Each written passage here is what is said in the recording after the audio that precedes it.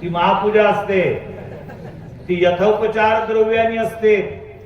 मग पायातली चप्पल हातात जर आली तर चपलीने, कधी बेलण्याने, कधी जे हातात सापडेल. पण तुकोबार आहे त्याचं सुद्धा समर्थन करतात. शोभा आणि कृपा मातेची समान. तुकोबार म्हणतात ती रागावली तरी तिच्या रागावण्यात काय असते? प्रेमच असते. ज्ञानेश्वरी लिहितात, अहो तानेली आला विझटे की तेने अधिकची पाना फुके, पुरुषी प्रेम दुनवटे पडयंत याचेने. रागावली तर तिचं प्रेम दुप्पट होतं. ही व्यवस्था केवळ आणि केवळ जगाच्या पाठीवर एकाच व्यक्तिमत्वाकडे आहे, ते म्हणजे आईकडे. ज्ञानोबा म्हणतात, मातेच्या कोपी ठोकले स्नेह आधी. तिच्या कोपण्यामध्ये रागावण्यामध्ये सुद्धा प्रेम असते. म्हणून आई मुलावर प्रेम करते आणि आई मुलावर प्रेम करत असल्या कारणामुळे त्याला आंघोळ घालून देते. पण आंघोळ घालताना ऋतुमानानुसार त्याच्या आंघोळीचं पाणी बदलते. हिवाळ्याच्या दिवसात मुलाला आंघोळ घालायची असली तर फ्रीज मधलं पाणी काढते. तुमच्याकडे असंच आहे ना? उन्हाळ्यात जर आंघोळ घालायची असते तर उकडतं पाणी त्याच्या अंगावर टाकते नाही. हिवाळ्याच्या दिवसात त्याच्या आंघोळी करता गरम पाणी, उन्हाळ्याच्या दिवसात त्याच्या आंघोळी करता थंड पाणी, पावसाळ्याच्या दिवसात त्याच्या आंघोळी करता कोमट पाणी. ऋतू बदलला की पोराच्या आंघोळीचं पाणी बदलल्या जाते. बरोबर आहे ना मी बोलतो हे जर बरोबर असेल तर मला दुसरा प्रश्न विचारायचा आहे. ऋतुमानानुसार ऋतू बदलल्यानंतर मुलाच्या आंघोळीचं पाणी बदलणाऱ्यांनो बोलू का? किती वेळ ऋतू बदलानुसार देवाच्या आंघोळीचं पाणी बदललं आम्ही? इमानदारीनं त्याच्या डोंबल्यावर तेच टाकणं चालू आहे. उन्हाळा असो, पावसाळा असो, हिवाळा असो, काही असो. बरं कमाल आहे, उन्हाळ्याच्या दिवसात मुलाला आंघोळी करता टप आहे, थंड्या पाण्यात पोत राहत त्याच्यात. हिवाळ्याच्या दिवसात गरम पाणी आहे, गिझर लावून दिलेलं आहे. आमच्या देवाच्या आंघोळी करता एवढंच बुटलं, एवढंच ना. त्याच्यातही देव नानू नव्हता. तुळशीला त्याच्यातलं शिल्लक राहते. सूर्याला अर्घ्य देण्याकरता त्याच्यातलं कोणी तीर्थ मागायला आला तरी जशी की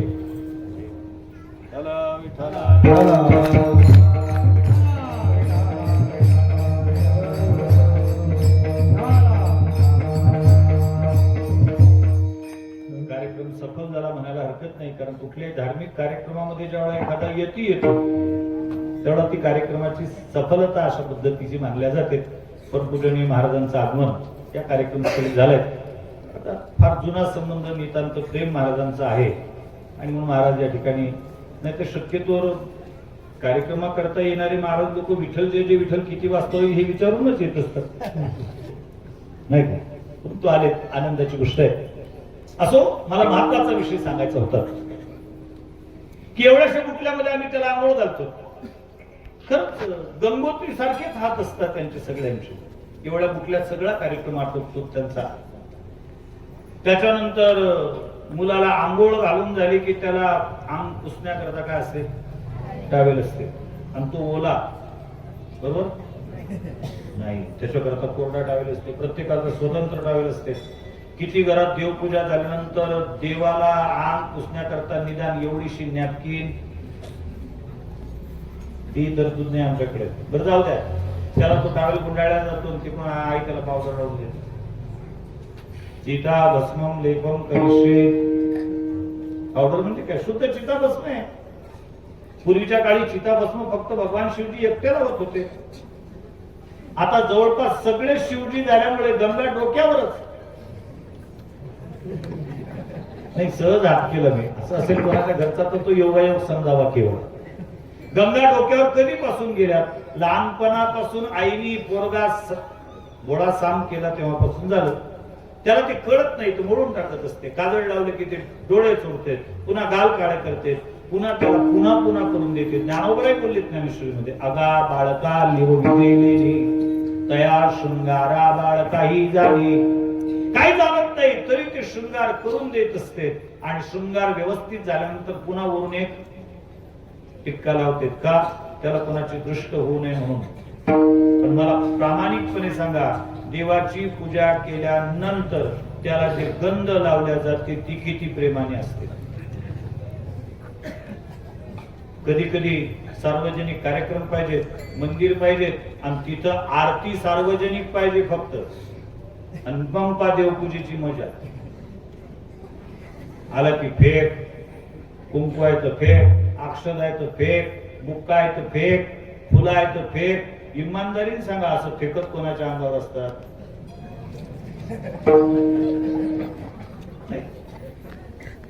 कधी कधी तर महाराज लोकांनी मुभा दिली की महाराजची तेच हाल. फक्त माझ्यासारखा शांत स्वभावाचा महाराज पाहिजे, मग पाहत्या महाराजचे हाल. आणि यांना मुभा दिली पाहिजे म्हणजे त्याचं तोंड काळं करायची. बुक्का लावून म्हणतो मी, संधी गमावतच नाही. सुवर्ण संधीचा फायदा कधीच प्रेमाने आम्ही त्याला गंध लावत नाही. आणि ही भगवान परमात्म्याला माहित आहे. भगवान गोपिकांना सांगतात, गोपिकांनो, तुम्ही जर माझी देव म्हणून प्रसिद्धी केलीत ना, तर हे गोकुळवासी माझी 3 टाइम पूजा करतील, माझ्यावर प्रेम करणार नाहीत. मला प्रेमाची अपेक्षा आहे. माझी विनंती आहे तुम्हाला, काही दिवस पर्यंत तरी निदान मी देव आहे याची जाणीव गोकुळवासियांना होऊ देऊ नका.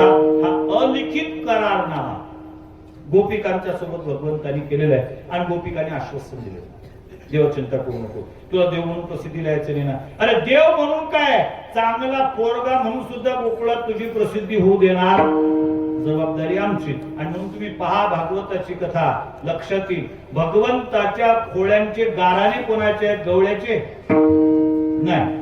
भगवंत खोळ्या करतो त्याचे गाराणे कोणाचे आहेत? गोपाळांचे नाही. सगळे गाराणे गवळणींचेच आहेत. मग पोरगा जर खोळकर असेल तर त्याचे गाराणे एखाद दिवशी गवळ्यांनी करायला पाहिजे होते, एका दिवशी गोपाळाने. गोपाळांनी एक दिवस केली तक्रार. कोणची? यशोदे, तुझा मुलगा आता माती सुद्धा खायला लागला. कारण माती खाल्ल्याची तक्रार गवळणींची नाही, गोपाळाची. मी बरेच दिवस विचार करत होतो महाराजजी याचा, की लोणी चोरल्याची तक्रार गोपाळ करत नाही, पण माती खाल्ल्याची तक्रार का करतात? चिंतनांती माझ्या लक्षात आलं की लोणी चोरत होता पण गोपाळ तक्रार करत नव्हते, कारण त्या गोपाळांना त्यांचा हिस्सा भेटत होता. तुम्हाला काय वाटते, आपल्या देशामध्ये पत्रकार परिषदेमध्ये जे भ्रष्टाचार उघडकीस येतात तितकेच भ्रष्टाचार होतात का? नाही. तिथे हिमनगाचं एक टोक आहे फक्त, पण तेच का उघडकीस येतात? त्याचे खोके यांच्यापर्यंत पोहोचलेले नसतात, म्हणून फक्त भ्रष्टाचार उघडकीस येतात. नाहीतर 70,000 कोटीच्या भ्रष्टाचाराची अगोदरच्या दिवशी वाच्यता व्हावी, दुसऱ्या दिवशी पुन्हा तेच मंत्रिमंडळात दिसावे. किती कमाल आहे. म्हणून गोपाळाला माती आणि एकट्याने खाल्लेली होती, त्यांना भेटलेली नव्हती त्याच्यातली, म्हणून तक्रार आहे. बाकी सगळ्या तक्रारी गवळणींचे. आणि त्याचं कारणही सांगितली तुम्हाला. बऱ्याचदा आम्हाला कीर्तन करत असताना कीर्तनामध्ये कुठल्या तरी एका विषयाला, कुठल्या तरी एका व्यक्तीला आम्ही टार्गेट करत असतो. असते तो विषय, त्या व्यक्तीला बोलायचं असते, परंतु त्या कीर्तनकाराला त्या व्यक्तीला बोलत असताना त्या व्यक्तीचा नामोल्लेख न करता बोलायचं असते. नाव नाही घ्यायचं, पण बोलायचं त्या व्यक्तीला. मग आता साहजिकच श्रोत्यांच्या लक्षात येतं, 1.5 तास होऊन गेले, महाराज बोलून राहिले, पण बहुतेक कोण्या तरी व्यक्तीला उद्देशून बोलून राहिले. कोणाला बोलत असतील लक्षात येत नाही. मग समजा त्याच्यात एखादा सुज्ञ श्रोता आहे, त्याच्या बरोबर लक्षात येते की महाराज अमकाजीला बोलून राहिले, पण मला पहिल्यांदा तुम्हाला विचारायचं आहे, तो खरंच जर सुज्ञ श्रोता असेल आणि त्याचा शेजारी त्याला विचारत असेल, का मगापासून महाराज कोणाला उद्देशून बोलून राहिले हो? तो जर खरं नितांत प्रेम करणार असेल महाराज, त्यांनी त्याचं नाव सांगावं की त्यांनी म्हणून नाही बा आपल्याला नाही, नाही महाराज का कोणाला बोलत असतात काय, आपल्याला नाही बोलत. हे सुज्ञ श्रोत्याचं लक्षण आहे. महाराज नाव घेऊ इच्छित नाहीत ना, मग श्रोत्यांनी घेऊ नये. नाही तर आमचे सुज्ञ श्रोते असतात, तिकडे त्याला चिंकोळा घेऊन सांगतात, त्यांना बोलून राहिले. ही परंपरा नाही आमची.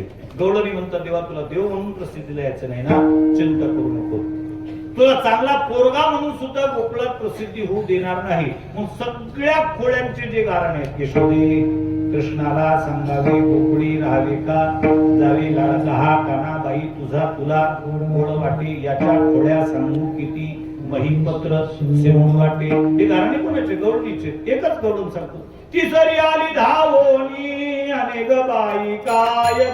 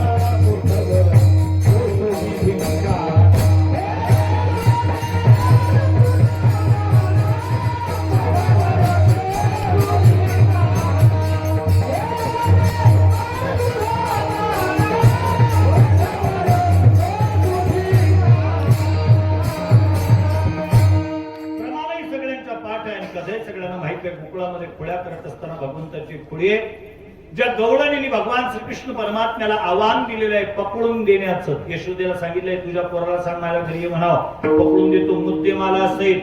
आणि भगवान तिच्याकडे जातात तर तिच्या पतीची तिच्या वेणीची गाठ पडतात.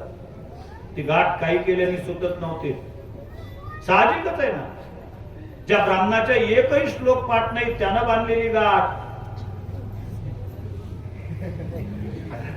ज्याच्या देवळ एक श्लोकही पाठ नाही त्यांनी बांधलेली गाठ राजा कोर्टात गेल्याशिवाय सुटत नाही. हो, हे तर त्याच्या बापाच्या बापाच्या बापाच्या बापानं बांधलेली गाठ आहे. कशी काय सुटत? सुळत नव्हती, तोडण्याचा प्रयत्न केला तुटत नव्हती, जाळण्याचा प्रयत्न केला जाळल्या जात नव्हती. आणि म्हणून हे सोंग यशोदेकडे आलेले आहे आणि यशोदेकडे तक्रार करते. मला पूर्ण प्रसंग नाही सांगायचा, माझ्याकडे वेळ नाही तेवढा. मला प्रश्न विचारायचा आहे, गाठ कशा कशाची आहे?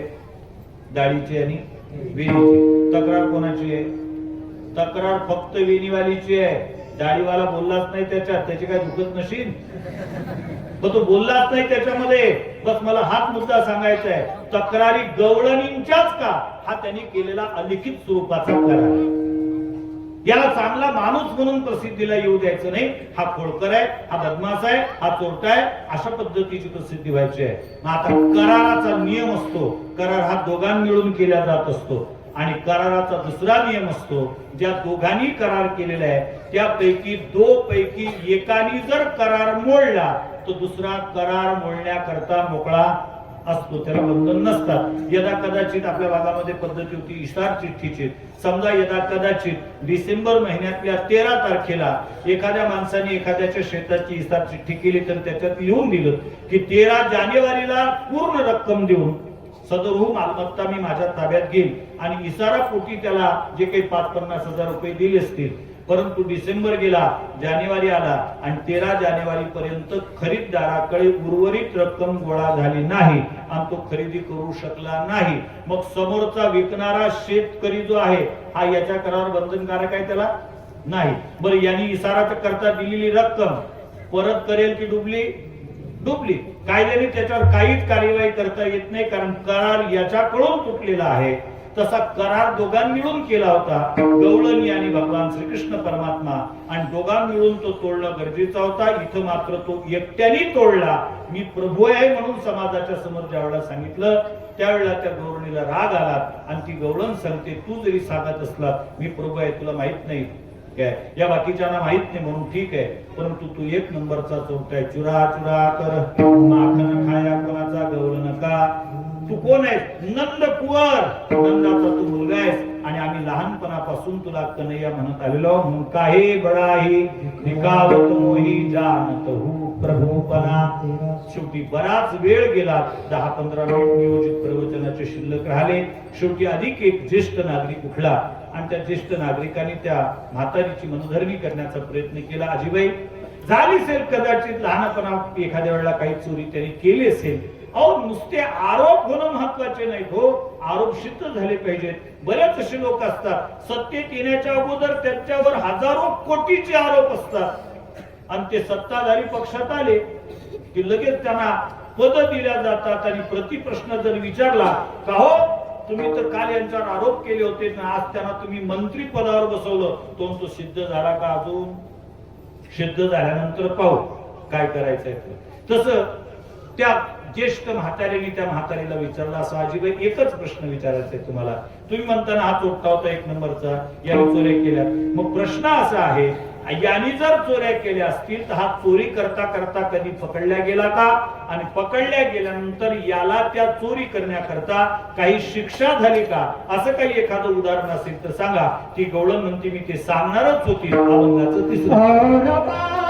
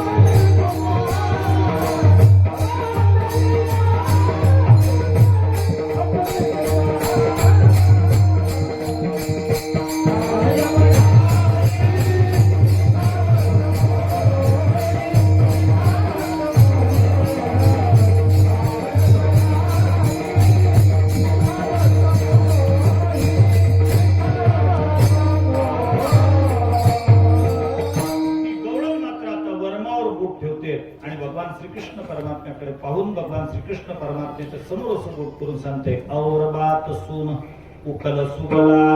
अधिक एक गोष्ट ऐकून घे. बांधलिया अपना तू गोपाला. अरे तू नुसता चोरटा होता असं नाही, तू नुसत्या चोऱ्या केल्या असं नाही, तू लहानपणी चोऱ्या करता करता पकडल्या गेला आणि पकडल्या गेल्यानंतर दुसऱ्यानी नाही, तुझ्याच आईच्या हे ज्यावेळेला लक्षात आलं त्यावेळेला तुझ्याच आईने तुला काय केलं होतं, उखळाला बांधलं होतं. भगवान श्रीकृष्ण परमात्म्याच्या अवतार लीलेतील अविस्मरणीय लीला जर कोणती असेल तर ती उखली बंधनाची.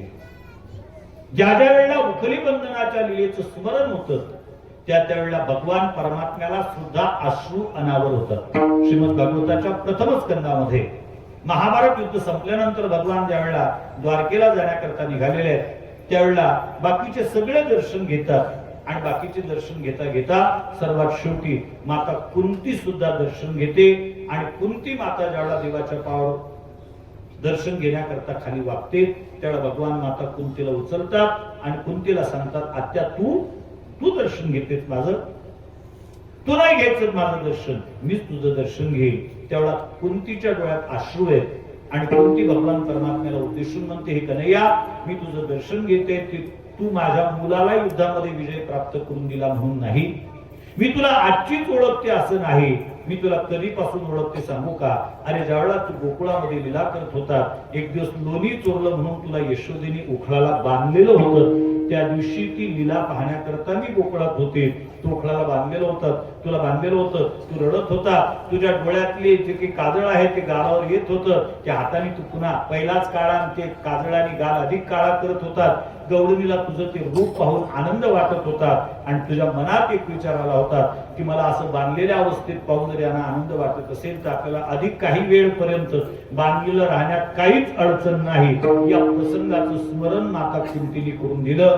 त्यावेळेला भगवान श्रीकृष्ण परमात्म्याच्या डोळ्यात सुद्धा अश्रू आले. त्याचं कारण तितकं महत्वाचं होतं. भगवंताच्या लीलेतील ही अविस्मरणीय लीला आहे. नवे नवे मथुरा गमनाच्या वेळेला ज्याला यशोदा रथाचा पाठलाग करते आणि भगवंताच्या हे ज्यावेळेला लक्षात येतं, 10 दिवसात कुदी भगवंतांनी रथातून टाकली होती, यशोदेकडे गेलेत, यशोदेला प्रश्न मागून प्रश्न विचारतात, मैया तू का आलीसा, तुला म्हटलं होतं ना मी परत येईल, तरी का धावत आली. यशोदेचं रडणं सुद्धा यांनी बंद केलेलं आहे. यशोदेच्या डोळ्यातले अश्रू सुद्धा यांनी बंद केलेले आहेत. कारण यांनी अगोदरच्या दिवशीच ती प्रतिबंधात्मक कार्यवाही केली होती. तुझ्या डोळ्यातले अश्रू पाहून मला दुःख होते आणि यशोदेने प्रतिज्ञा केली होती, कन्हैया खरंच जर माझ्या डोळ्यातले अश्रू पाहून तुला दुःख वाटत असेल तर यशोदा प्रतिज्ञा करते याच्यानंतर कधीच डोळ्यात अश्रू येऊ देणार नाही. रडण्याचं सुद्धा स्वातंत्र्य ठेवलेलं नव्हतं आणि प्रश्नामागून प्रश्न विचारते.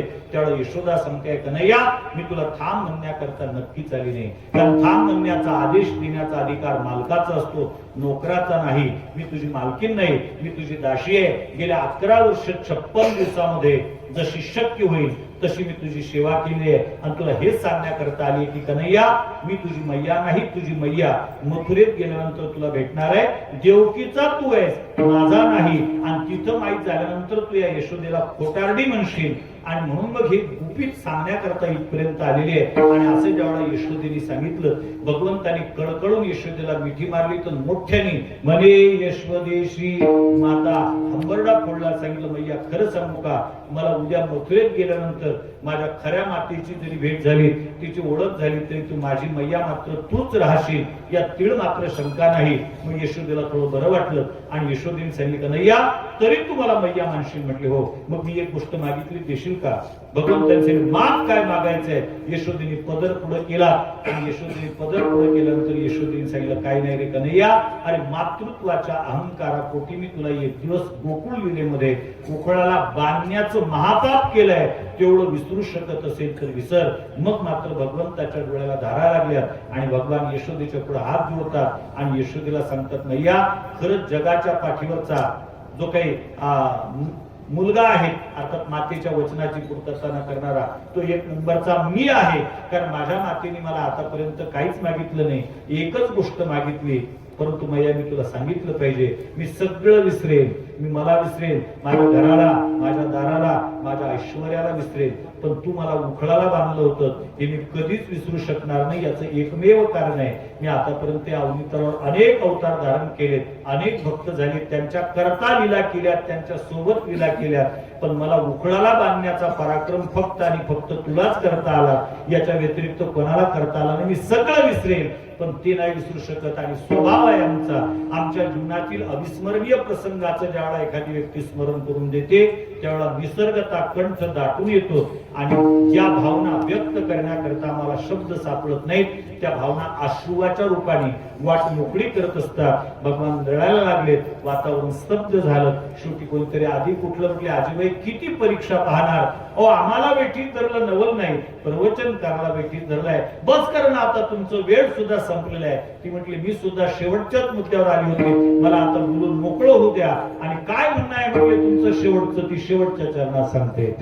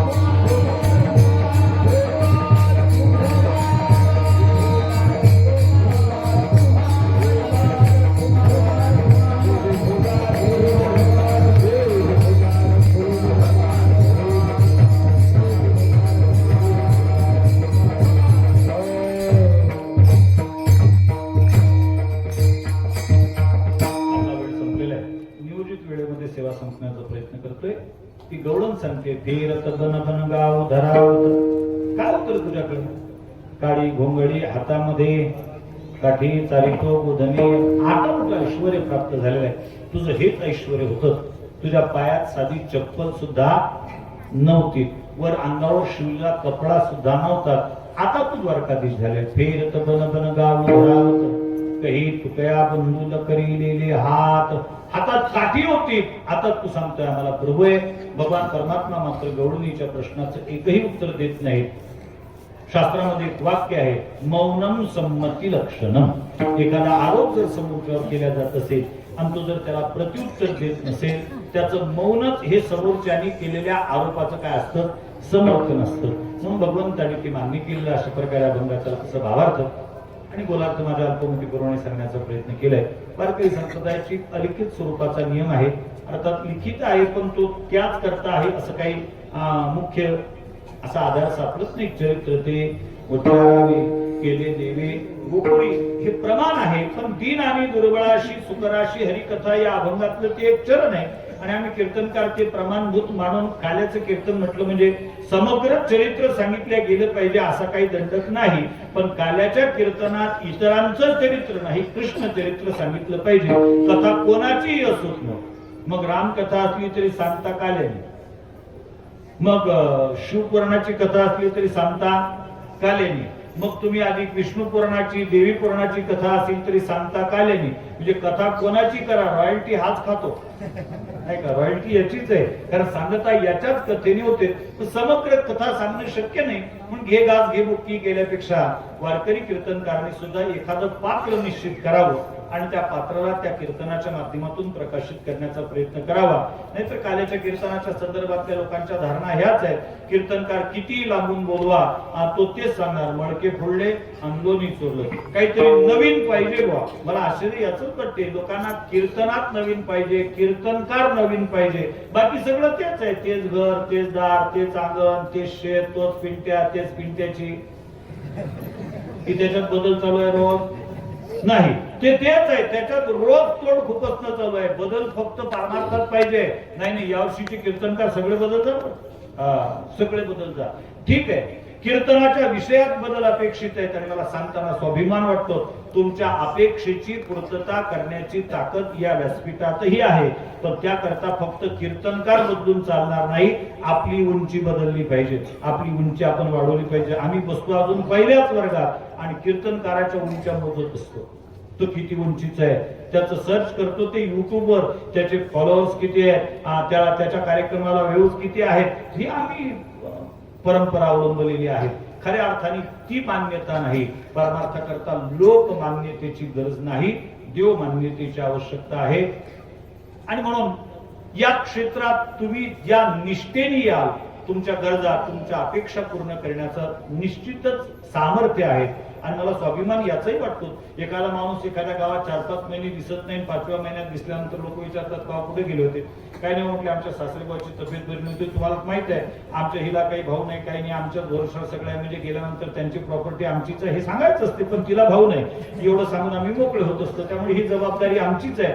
त्यांना आयसीयू भरती केलेलं होतं, आता बरे आहेत म्हटल्यानंतर 5 महिन्यानंतर परत आलेला व्यक्ती त्याने बरे आहेत म्हटले की हा त्याची वाट मोकळी करून देतो, जा म्हटली ठीक आहे हरकत नाही.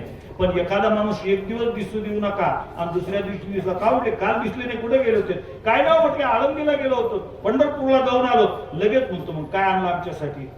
अरे तो 5 महिने राहून आला सासऱ्याच्या घरी, त्याला नाही विचारलं काय आणलं, कारण त्याला माहित आहे तो देणार, एकदा दिलेलं आहे. अधिक महिना गेला, आता काही तर अधिक महिन्यात ते पूजल्या गेले नाही, म्हणजे आला असेल तो चुकून शब्द, पण ठीक आहे, समानार्थीच आहे, स्वीकारून घेत जा काही काही गोष्टी. पण तिथून काय भेटणार नाही, पण देवाकडे एक दिवसाकरता गेला तर तिकडून काय आणलं विचारतात, कारण देण्याचं ताकद सामर्थ्य त्याच्यात आहे, ते हेच व्यासपीठ आहे. आणि म्हणून मग वारकरी संप्रदायाच्या नियमाप्रमाणे कृष्ण चरित्र पण खूप मोठं आहे. यतो वाचो निवर्तन्ति अप्राप्य मनसासह, ते शब्दातीत आहे, ते वाचातीत आहे, मनो वाचातीत तुझे हे स्वरूप, असं ते स्वरूप आहे. आणि महाराज येऊन बसलेत, महाराजांच्या समोर पुन्हा ते कृष्ण चरित्र सांगणे म्हणजे वैयाकरणीच्या समोर व्याकरणाचे धडे देण्यासारखा आहे. आणि तसंही माझा पूर्वनियोजित जो वेळ होता तो वेळ संपलेला आहे, म्हणून विषयही अपूर्ण राहू नये आणि माझ्या वाणीला दोषही येऊ नयेत याच्याकरता ज्ञानोबाराचाच आधार घेतो. जो देवकी वसुदेवास्तव झाला, कुमारीसाठी गोकुळी गेला, तुम्ही प्राणासगड पियाला पुतली ते. ज्ञानोबा भगवंताच्या मुखात शब्द घालून सांगतात, भगवंताच्या अवताराचं मूळ प्रयोजन आहे देवकी वसुदेवाचं ऋण फेडण्याकरता. तो भगवान परमात्मा अवतरित झाला पुतने करता किंवा योग माये करता गोकुळात गेला, तिथं जाऊन पहिल्यांदा पुतना शोषून टाकली. नुगडता बालपणाची फुली देनिमिया अदानवी सृष्टी केली, गिरी करी धरुणी मानिली महेंद्र महिमा. बालपणाची कडी पूर्णपणे उमललेलीही नव्हती, अशा स्थितीमध्ये मी दानव रहित सृष्टी केली आणि स्वतःच्या डाव्या हाताच्या करंगळीवर गोवर्धन पर्वत धारण करून इंद्राचा गर्व परिहार केला. अधिक काय केलं म्हटले देवा, कालिंदीचे हृदय शल्य फिडिले, जेनिम्या जळप गोकुळ राखिले, वासुरवासाठी लागिले, विरंची सपिशे. कालिंदी नाम यमुना तिच्या उदरात असणारा शल्य म्हणजे कालिया तिथून काढून रमणक नावाच्या द्वीपामध्ये पाठवून दिला. अधिक काय केलं, जळत असणाऱ्या ओण्यापासून गोकुळाचं रक्षण केलं. आणि त्याच्या पुढे काय केलं म्हणजे तुम्ही ज्याची वाट पाहतात तेच केलं. वासुरवासाठी लाविले, विरंची सपिशे. विरंची म्हणजे ब्रह्मदेवाला वासरा करता पिसलावर भगवंतानी अनेक लीला केल्या. गोकुळातल्या त्या सगळ्या लीला उच्चरणीय आहेत आणि गोकुळातली एकच लीला जी आहे जिला काला म्हणतात, ती लीला मात्र अनुकरणीय अशा पद्धतीचे आणि वारकरी संतांची सगळ्यात मोठी उपलब्धी आहे की वारकरी संतांनी भगवान श्रीकृष्ण परमात्म्यांनी 5,500 वर्षापूर्वी केलेला काला ती परंपरा जोपासली आणि ती वाटण्याची परंपरा आमच्याकडे टिकून ठेवली. महाराज बसलेले आहेत, मी माफी मागून बोलतोय महाराज, त्याचा एक स्वाभिमान मात्र तुम्ही असले तरी धारण करेल, कारण काला वाटणी ही परंपरा महाराष्ट्रीयन आहे नाही का, महाराष्ट्रातल्याच वारकरी संप्रदायाची परंपरा. बाकीच्या ठिकाणी प्रसाद विकल्या जातो आणि इथं तो वाटल्या जातो. जगन्नाथ का भात जग पसारे हात वस्तुस्थिती आहे, पण विकल्या का वाटल्या, विकल्या जातो तो, हा मात्र वाटल्या जातो. आम्हा देतो पंढरीनाथ, असे काले आज वारकरी संप्रदायाची परंपरा एवढी उज्ज्वल आहे की आज महाराष्ट्रामध्ये एकादशी वगळता रोजच काल आहे. एकादशी नाही, एकादशी वगळता रोजच काल आहे. परंतु खरे काले 3दा झाले. पहिला काला झाला भगवान श्रीकृष्ण परमात्म्याने वाळवंटात जो केला तो. दुसरा काला झाला नामदेव महाराजांचं कीर्तन वाळवंटात होत असताना ज्ञानोबरायांनी तो काला वाटला. तिसरा काला झाला ज्यांचा फोटो आपल्या समोर लावलेला आहे, स्वानंद सुखनर्षी जोग महाराज यांनी 24/3/1917 वारकरी शिक्षण संस्था नावाची संस्था आळंदीला त्या ठिकाणी स्थापन केली आणि त्या संस्थेच्या निमित्ताने खऱ्या अर्थाने काला झाला. सगळ्यांकरता शिक्षणाचे दरवाजे सताळ उघडे करून दिल्या गेले. सगळ्यांना यारे यारे लहान थोर म्हणून आवाहन देण्यात आलं आणि सगळ्यांना भक्तीच्या झेंड्याखाली एकत्रित आणण्याचं काम केलं. अर्थात सगळ्यांना भक्तीच्या झेंड्याखाली एकत्रित आणण्याचं काम करणारी लीला, अनुकरणीय लीला जर कोणती असेल तर ती काला नावाची लीला आहे. अत्यंत महत्वाची स्पृश्य भेदाभेद याला पूर्णांशाने उत्माती देऊन आम्ही एका ईश्वराचे लेकर आहोत की उज्ज्वल शिक्षण म्हणजे उज्ज्वल अशा पद्धतीची जी शिकवण आहे, जी काला अनुकरणातून देणारी लीला म्हणजे जी काला आहे, म्हणून वारकरी संप्रदायाने ती जोपासलेली आहे. भगवंतांनी सगळ्या गोपाळांना एकत्रित केलेले आहे. स्वतःच्या कमरेला दुपट्टा बांधलेला आहे, त्याच्यामध्ये बासरी खोललेली आहे आणि सगळ्या गोपाळांच्या शिदुरीचे एकत्रितकरण करून विभ्रद वेणून जठरपटयो शृंगवेत्रेच कक्षे वामे पानं शृंगवलं तत्पदानिंगरीषु तिष्ठनमते स्वप्रीस्रहोदो हासयन् नर्मविश्वे स्वर्गे लोके निशति बुभुजे यज्ञ भोगबाल केली कुंडली